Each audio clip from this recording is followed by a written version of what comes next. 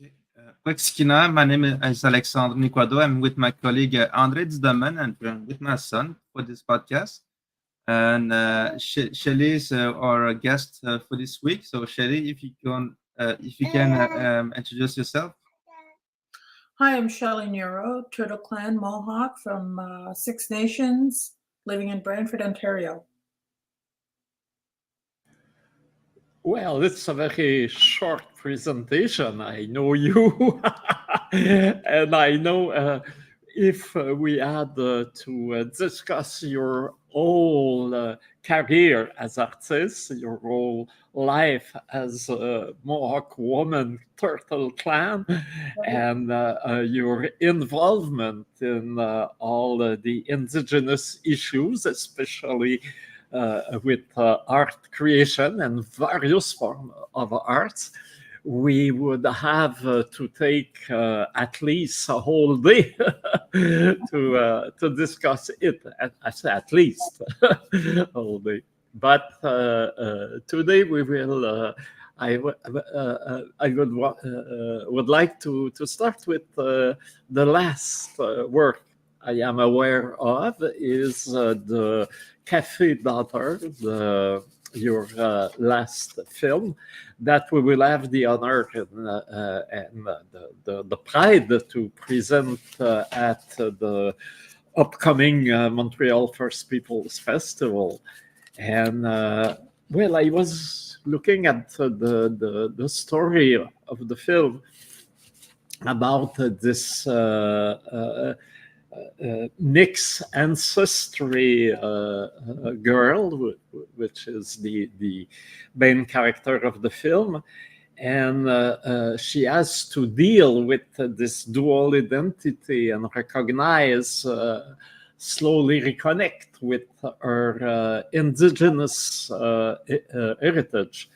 And well, it just connect in my brain with what I heard. Raven Paulson Lahash, who is a famous guitarist and musician with Digging Roots, I met him at the Indigenous Music Summit in Toronto 1 month ago. And he told the audience, we have to recognize now the pink power people that have not grown in the community, but that have this connection. And now they try to reconnect. And this is something we have to take care of. And then when I come back to Montreal, I see the script of your film. And it seems to me that there is two similar or parallel statements, and I would like you to have your opinion about it. Okay. Yeah, Cafe Daughter was offered to me by Ken Williams, the man who wrote the theatrical play Cafe Daughter.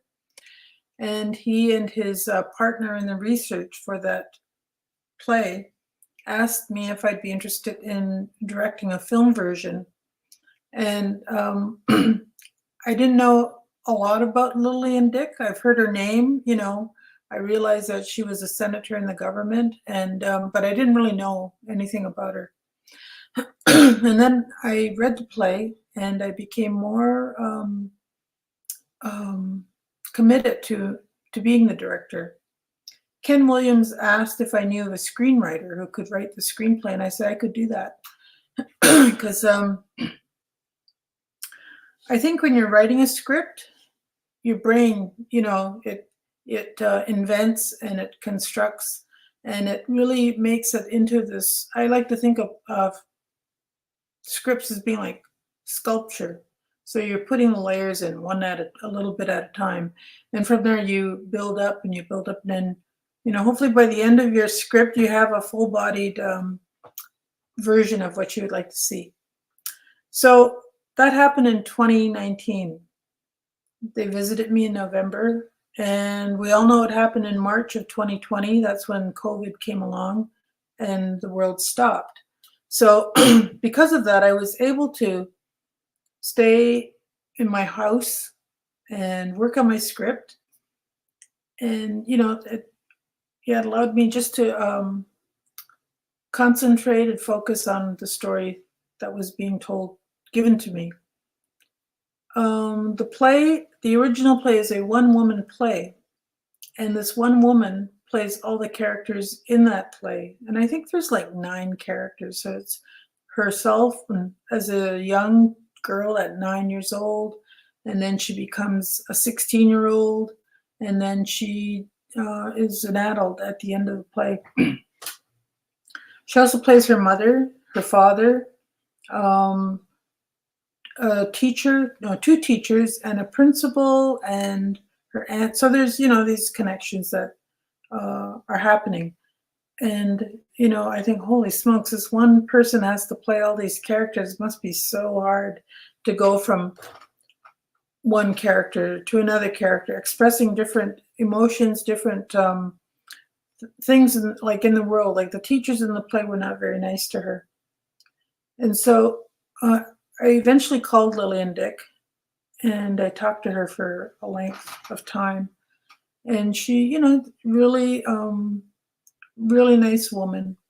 She wanted to share her stories with me about her life.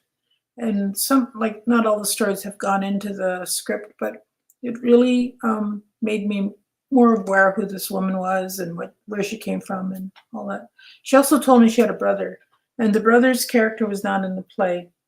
But knowing she had a brother, I phoned her brother up, Winston Kwan, who is no longer with us, but I also talked to him for a length of time. And he also brought in these other layers to the story, which made it rich. And because of his character, I was able to put some humor into the film based on him being her brother, her older brother. And I just developed the story like that. And of course, it takes place in the 1950s, 1960s. And, Canada at the time wasn't the most healthiest place to be living if you were a visible minority.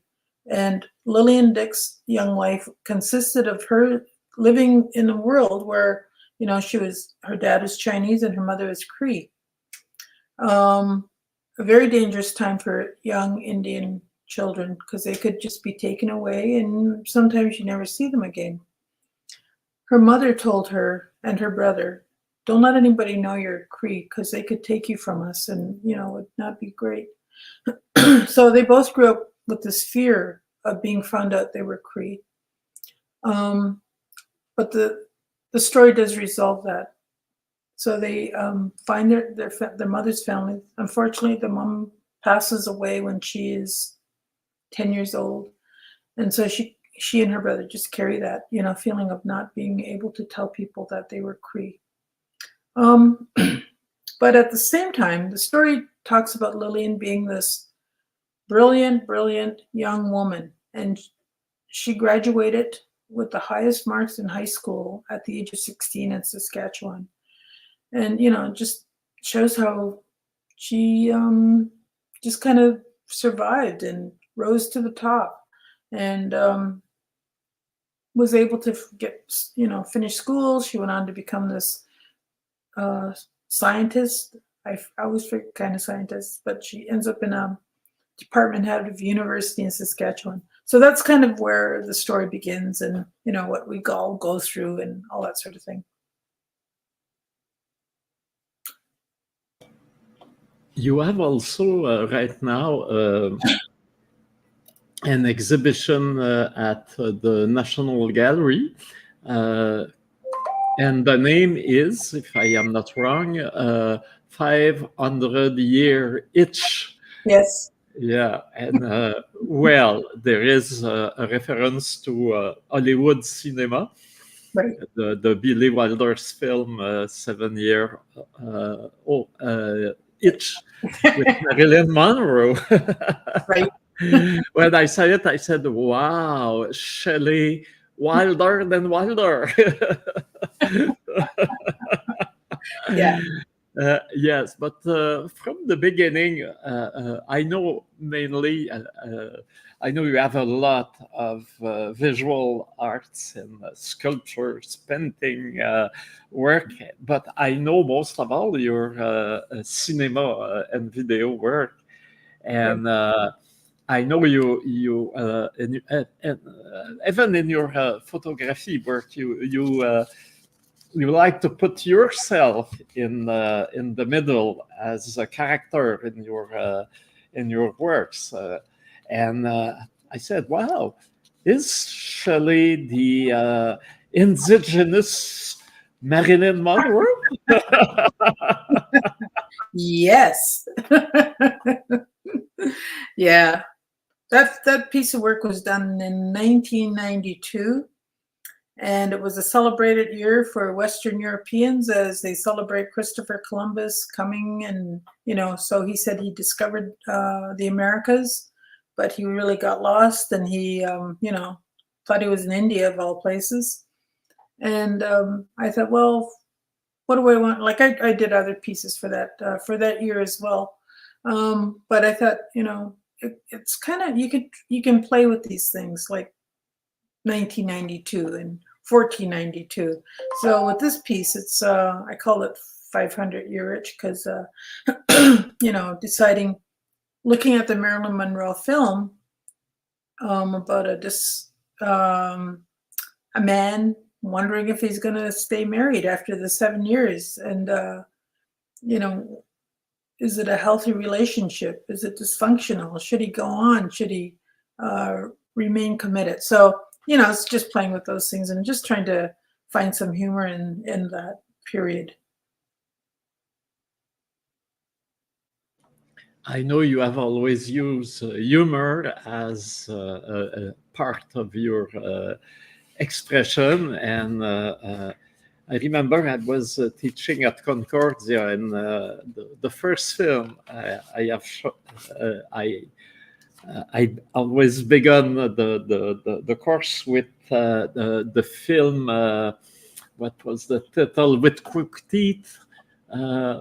Underweight with crooked teeth. Yes. Yeah. And wow, that's at the same time a strong statement, but at the same time a very sarcastic statement. Yeah. And I think when I see your works, I think there is two kinds of there is statement, like in the shirt too, and there is other, like the one with the painters that travel, Lighting by Thunder. Is it that? Oh, Kissed by Lightning? Yeah. Kissed by Lightning. Yes. Yeah.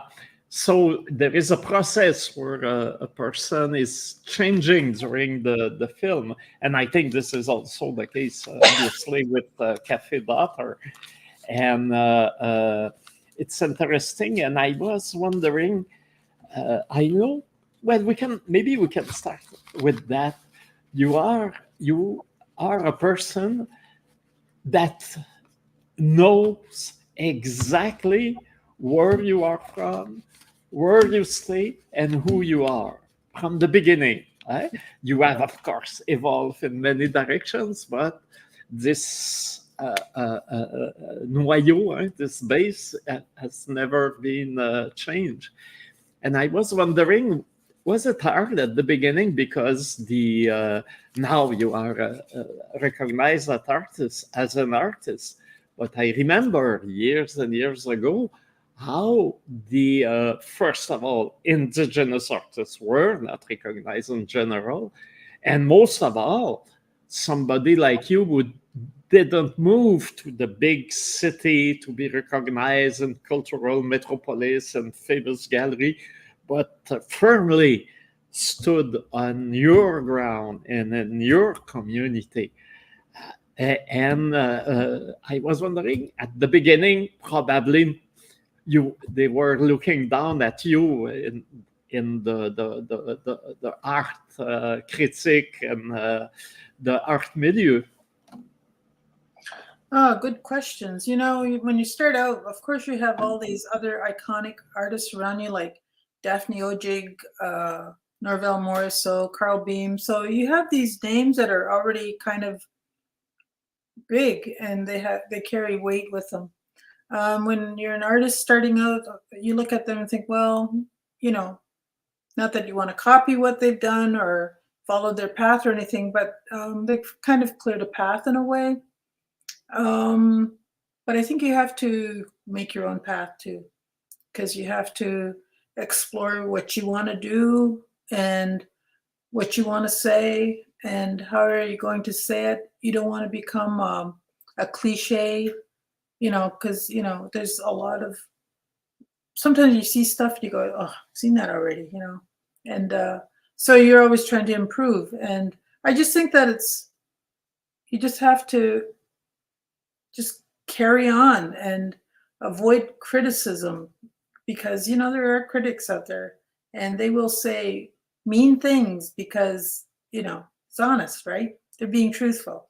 But most of the times you're just being hurtful. So I think you just have to ignore a lot of that and just try to make the as interesting art as you can.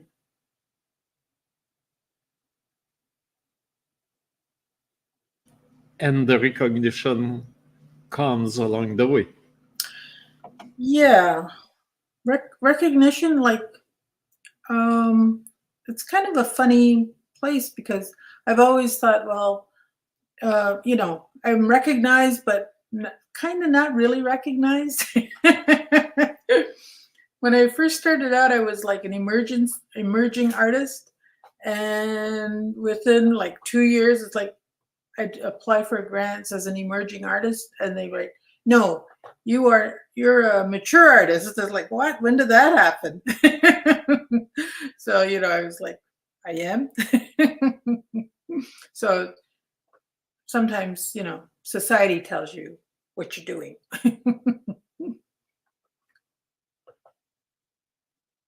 But you are not the one to let the society tell you who you are and where you are driving to. Yeah. You know, I live in a city of Brantford, which is not a huge city.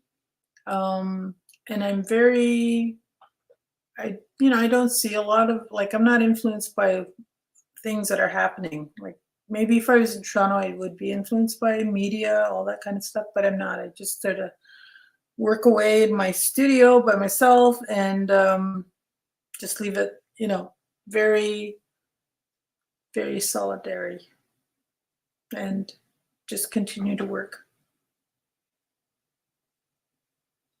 Solitary, but not really, because I saw one of you at the Guild in Montreal this spring. That beautiful, beautiful piece, right? A huge painting. This is the authentic, right? Sky woman point of view when she fell down to this world. And wow, the Mohawk elders that was there to open the whole exhibition, he was so struck by this piece that he was speaking about it only. And everybody was understanding why. So I said solitary, but when you are connected with your ancestral mythology, yes, when you are connected with all this Mohawk heritage, and you present yourself by being of the turtle clan, and the clan is not a solitary place. I don't feel you are solitary. Wow, I kind of forget that perspective. That painting was done 25 years ago. I did that as my MFA exhibition, and I had a studio space. So I forget how tall the walls were, maybe 20 feet tall. And, you know, when you have that kind of space, you can really expand your vision of what I would like to do. So there were 4 paintings in that series, and the first one was this one, the Sky Woman falling, and you can see the turtle way down below. And it's true, because, you know, when you do start painting those kind of themes, the ancestors do come along and say, yeah, that's pretty good. Yep. So they're kind of tapping you on the shoulder going, yeah, good one. So, you know, but it's a sort of like, because you were alone and you really do get that kind of inspiration, it's also very exciting. So it's really acknowledging people who came before you, and you're getting that acknowledgement from that direction.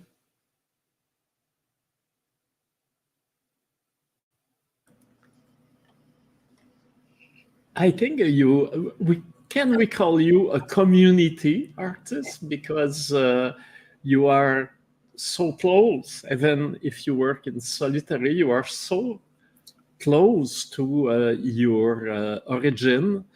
Even living in Brantford, you are close to Six Nations, your community. And when you work, especially in videos and films, this is people you know around. And was one. Yes. Okay. Yeah. Well, I think, you know, I say solitary, but it's like, yeah, you have to work, you have to do the work in solitaire, because otherwise I'd just be, come on over, let's have a coffee, you know, inviting everybody over, which I've done in the past and nothing gets done. But you really have to it comes down to discipline, you know, saying I have to work for a couple of days now and then I can go visit somebody. But I believe I am a community artist because I do participate in community functions with my art. I try to, wherever they want me to be, you know, panels, art shows, whatever. And I think it's important to participate that way. But even as the community artists, you have this capacity to attract mainstream persons in your circle. Well, it's true with Café Daughter and the theater play. It was true with Tantou Cardinal, who play in, was it Moccasin? Yeah. And it was true at your very first film with Harper, the Starts with a Whisper. Yeah, exactly. Yeah. And you have this, and in Quebec they never understood this how we were proud of the Indigenous member of Parliament saying no. But and here I am speaking to the people that listen to us. Go to the NFB site and look at the film L'art de tourner en rond, about the constitutional discussions when Trudeau bring back the constitution in Canada. There was a paragraph on Indigenous rights, and René Lévesque, he was not happy with that. He was really trapped in a place where he didn't want to be. But he was telling no to this constitution. Why? Because it would have recognized the Canadian Constitution, and as a Quebec independentist, he could not do that. But he was telling no to an agreement between Canadian government and Indigenous peoples. So, a few years after, with the no, we were just giving back this first no, and this parallel as still in Quebec to be recognized and known, because people still doesn't understand. But I come back to our conversation, and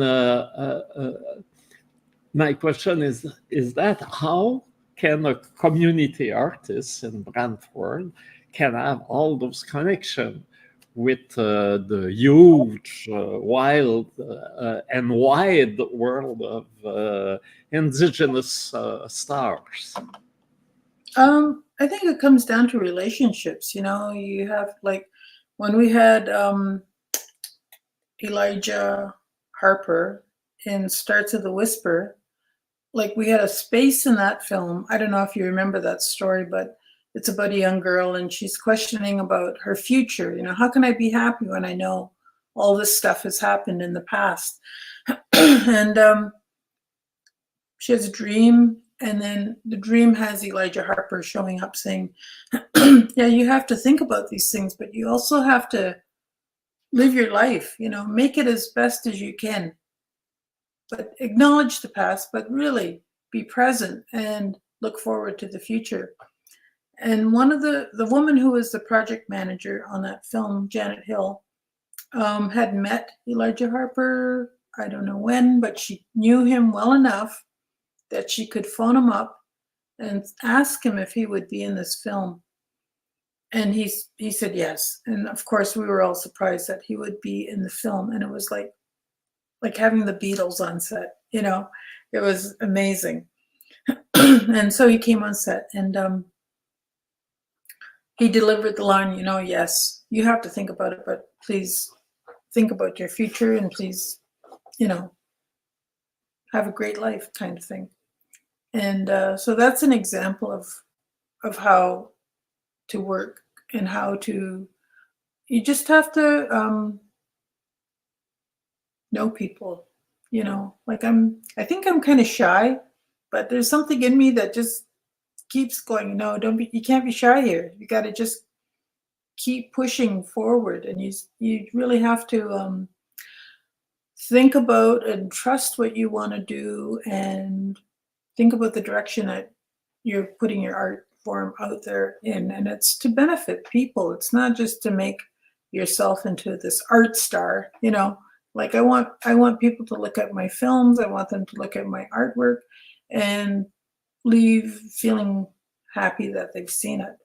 Because I know when I go into an exhibition, if I see films and if they've done something to me, it's like incredible. I think, wow, that was so cool, you know. And it doesn't have to be films with great meanings or anything. Sometimes they're so well done that I'm just happy to be sitting in a theater looking at the thing that's being presented to me. And I'm just so happy that somebody has taken the time to write it, figured out how to get that story on the big screen. And, you know, it just makes me incredibly happy. One of those films is the Grand Budapest Hotel. I don't know if you've seen that one. It's a Wes Anderson film. And seeing it on the big screen is like, holy smokes, that makes me just, you know, really, really happy. And if I can produce films that do that where people are just so happy looking at it, then I am happy. And that goes for artwork too, you know. It's like if I can make something and have somebody look at it and say that's really great, you know, then I think it's all about generating joy and really trying to be positive in the world, because, you know, the world at times is not that great. And so I think that's what the artist has to do, show another view.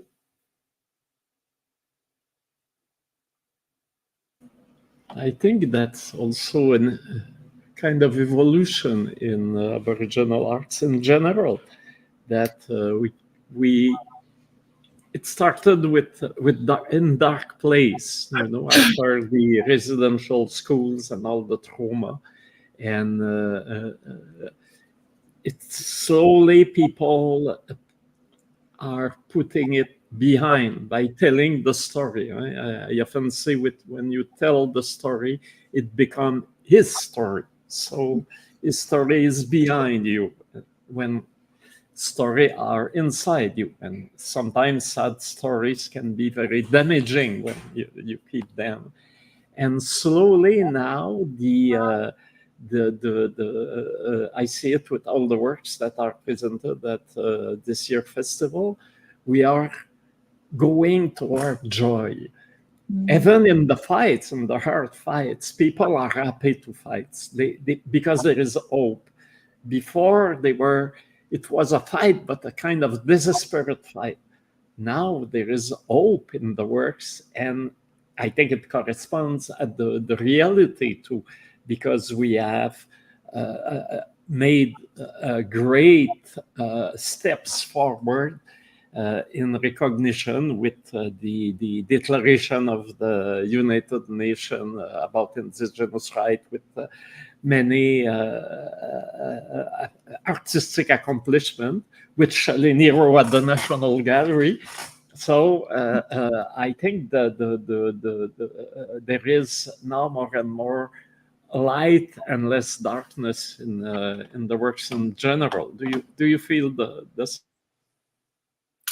I feel that way, and I think it really comes down to like education. And it's not going to university and getting educated. It's about self-education. It's about being a member of some, like a beading club, and you sit around and you bead and you talk, and people always have something interesting to tell you. And I think it's just sort of finding those places where you can get together with people.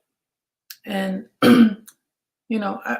I've noticed that film festivals are really great. You must experience this, André, when you have your festival and a film comes along and you see it with people in the audience, and you can feel the energy kind of rise out of the seats.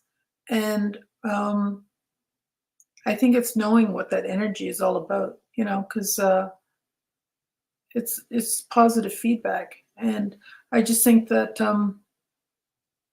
we're learning how to make our images. We're learning how to present the images so that people can understand them and they can appreciate them. And the images are the quality where, we're really kind of competing with Hollywood in a way, So not that our images are going to be the same as Hollywood, but at least we know what audience expect, and kind of, I don't know, that doesn't sound like it's going the right direction, but we want to present something that people will appreciate and really like.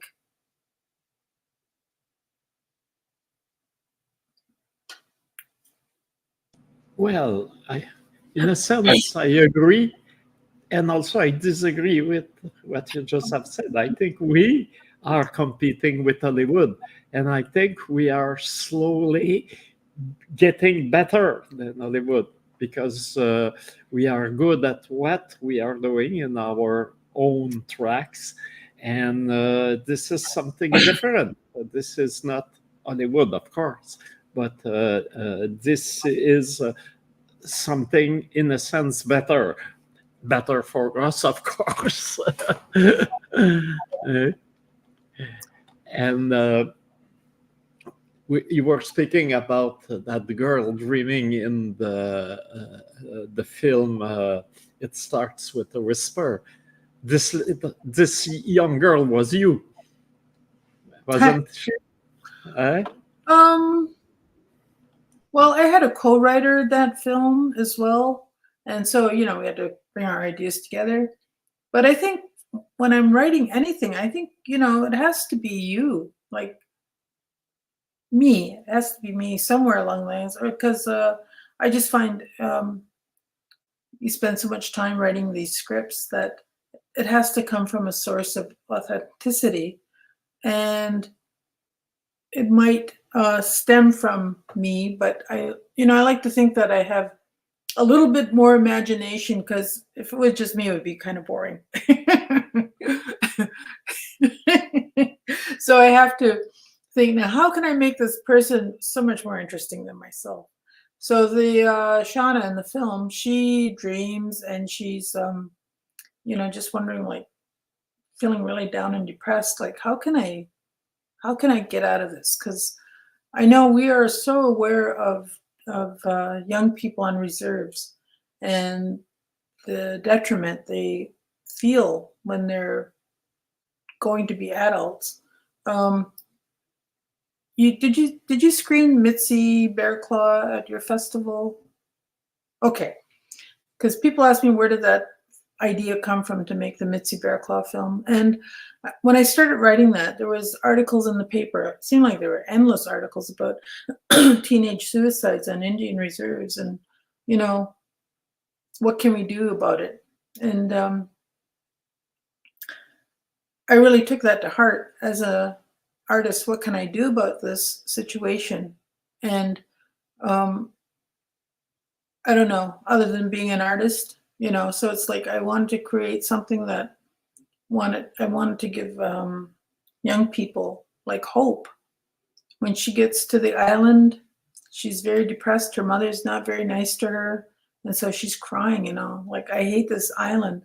But then her ancestral spirits kind of pop up and say, it'll get better. And we're here for you. We're not going to solve your problems or anything, but just be aware that life will get better.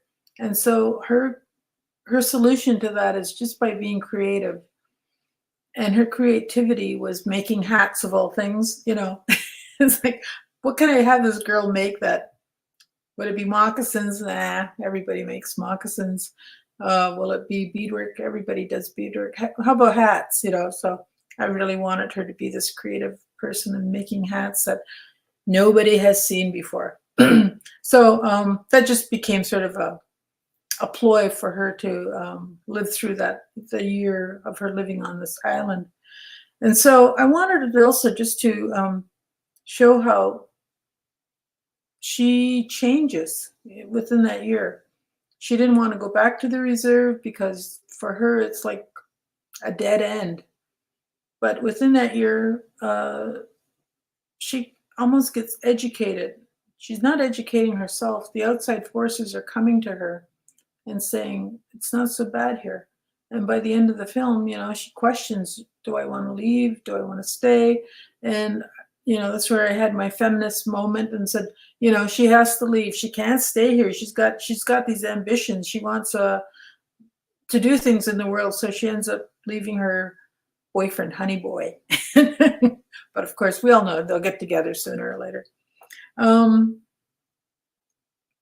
forget what your question was.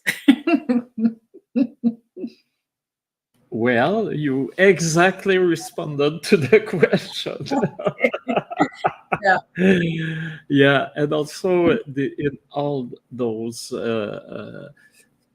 stories, there is something that connect directly also to the indigenous heritage. This is the power of dreams.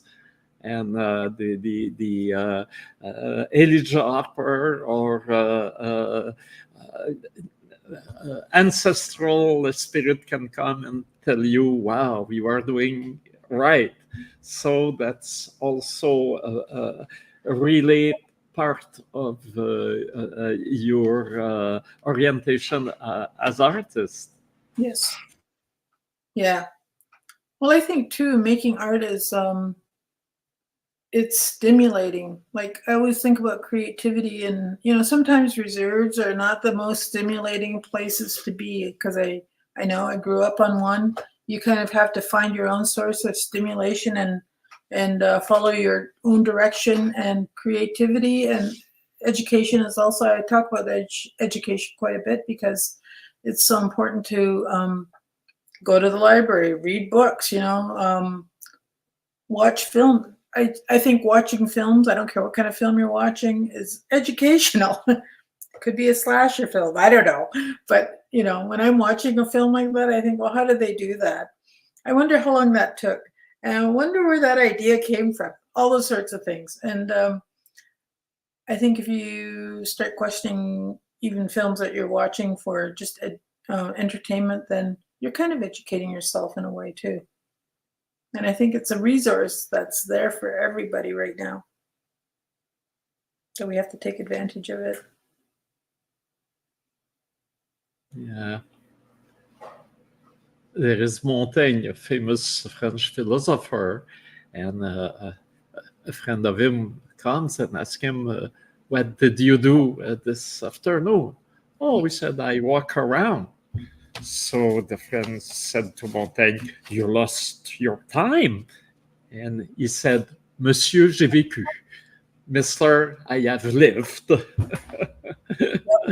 Yes. Yeah, yeah. So this is also to be open to dream. Also, is to be open to life as it comes, and there is a big wisdom that comes down from the early dream of a young woman, and that can and now the colonialism and all this art story, we can tell it by the simple statement 500 year itch.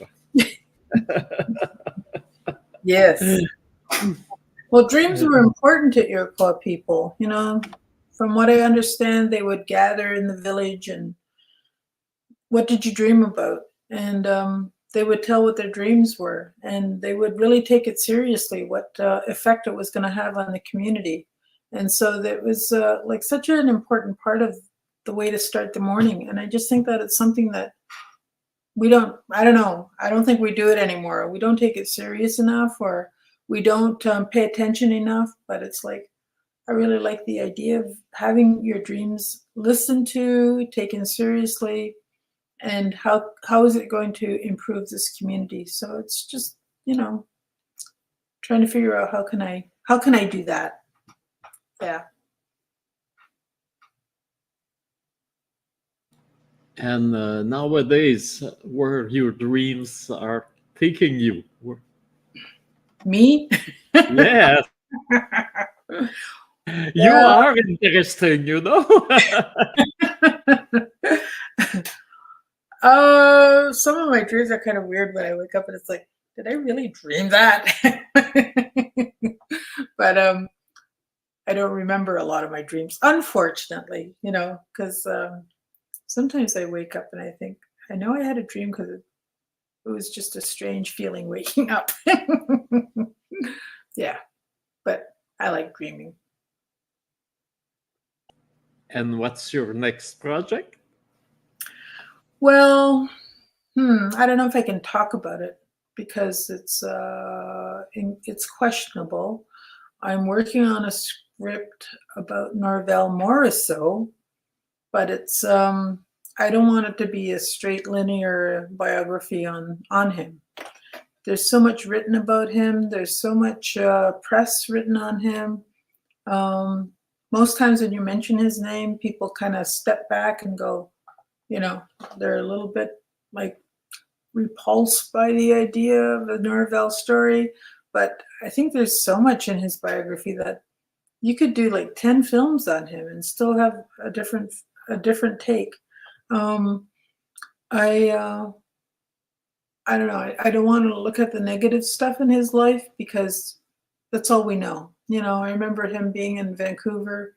Every day there would be an article on Norval Morrisseau, like he was drunk again and he's selling drawings for a bottle of booze. And those are the things that have really stuck in my own mind about that period of his life. And so when I started going into his story, I was kind of aware that my own knowledge of him was limited and it was really kind of one-sided. But then the more I started reading about him and the more I started imagining how his life was, there's so much more to tell. And I hope I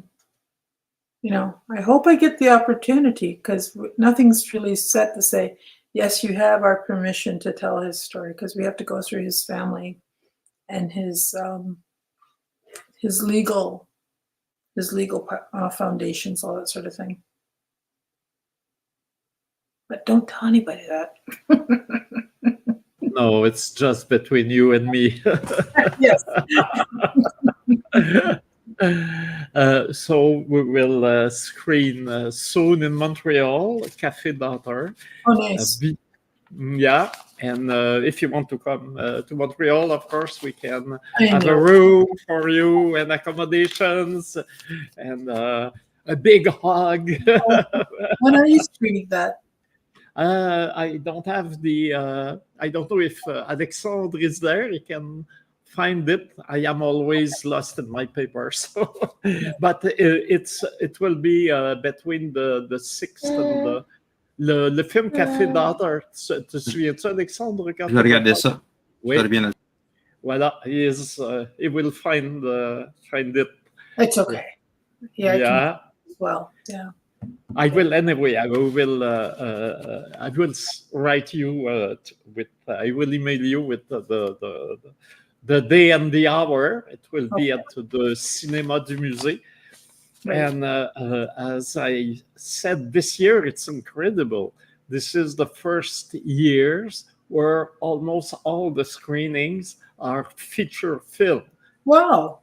Yeah, we have 19 feature films From most of them from Aboriginal filmmakers, half of them fiction. With you are the one of them, and that's really here we are, Café Daughter, Monday, August 12th.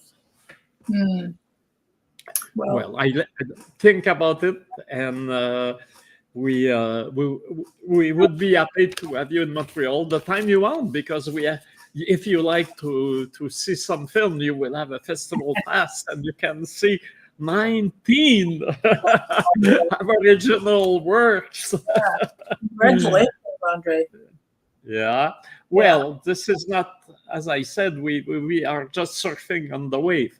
Of course, we have work behind to make that wave happen, but now it's there, and with all the creativity of Indigenous artists, this is the fruits of our common resilience as peoples. Yeah. Okay. Have you seen 500 Year Itch in Ottawa? Oh yes, I will try to go. And until when the exhibit will be there? August the 25th. Oh, then we have to see it now. Yeah, they're screening Café Daughter there August the 8th. Okay, wow. Okay, so I will try to go to Ottawa. It's not so far from Montreal to look at this exhibition. I missed the one by you mentioned it sooner. Anyway, I missed many great things happening in Ottawa, but this one I should be there to see it, because I know you, and you are so dear in my heart. I'll send you a link. Yeah, thank you. Okay, so Alexandre, are you still there? Yes. Yeah. And the baby is going good? baby, yes. Wow, it's beautiful. Remember us his name? Mathias Atsukan. Mathias Atsukan. So we remember at everybody that we have the Montreal First Peoples Festival upcoming. 6 août, the opening night, 6th of August, and till August 15th, with many beautiful works, and amongst them Café Daughter by Shelley Niro. Shelley, thank you so much. Ona. Thank you very much. Nice seeing you. Okay. Yeah. Merci, Alexandre. And yeah, on rue Adadegen, each Wednesday at noon. Tous les mercredis, midi, sur les rues Adadegen, un rendez-vous pour des rencontres to meet a fantastic Indigenous person, First Nation artists, and cultural warriors. Well, see you next week. Bye-bye. Bye.